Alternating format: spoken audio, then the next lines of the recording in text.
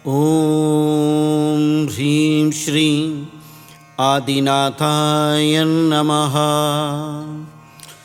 ॐ नमः सिद्धेभ्यः। ॐ नमः सिद्धेभ्यः। ॐ नमः सिद्धेभ्यः। श्रोते हो, जय जिनेंद्र। आज आपण भक्तामर स्तोत्रमधील काव्य क्रमांक 45 ऐकणार आहोत।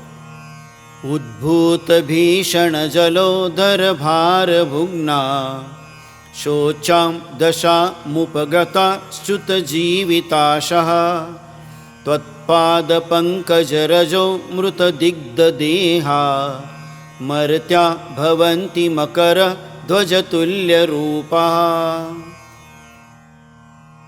हे भगवन, उत्पन्न झालेल्या भयंकर जलोदर रोगाच्या भाराने वाकलेल्या शोचनीय अवस्थेला प्राप्त व जीवन जगण्याची आशा ज्याने सोडली आहे, असे मनुष्य आपल्या चरणकमलाच्या धुलीरूपी अमृताने लपेटल्यामुळे कामदेवासारखे त्यांचे शरीर रूपवान बनते।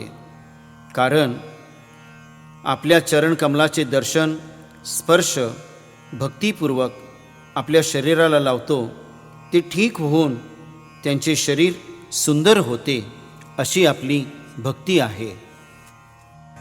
कुष्ठरोग निवारक तथा जलोदरादी रोग विनाशक वृद्धी आणि मंत्र। ओम ह्रीमार्घम नमो अख्खीन महानसाणम ज्रोम ज्रोम नमः स्वाहा। ओम नमो भगवती छिद्रोपद्रव शांतिकारिणी रोग कष्ट जरोपशमनम शांतिं कुरुकुरु स्वाहा। ब्रह्ममुहूर्तावरती शुद्धतापूर्वक पिवळ्या रंगाचे वस्त्र धारण करून उत्तर दिशाकडे यंत्राचे मुख असावे। अभिषेक पूजन झाल्यानंतर दीप धूप आणि कलश स्थापन करून आपले मुख पूर्व दिशाकडे करून पिवळ्या आसनावरती बसावे।